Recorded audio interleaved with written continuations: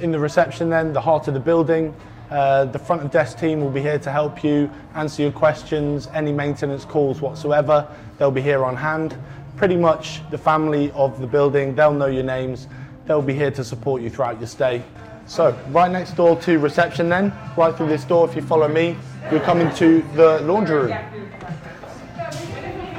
So, right downstairs, easy access, you've got both your washers and dryers, and of course some old school games and your table tennis to enjoy whilst you wait for your laundry to finish.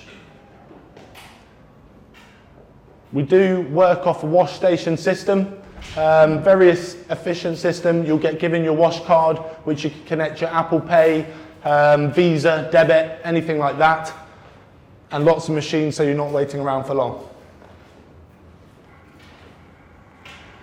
So for any big parcels that you've got, we will keep that and keep it held at reception. So if you're out at university, we'll keep that safe for you. Just pop by and pick it up at the end of your day. For any envelopes, head through here from reception to the mailroom and you can find any posts that you've got in the day.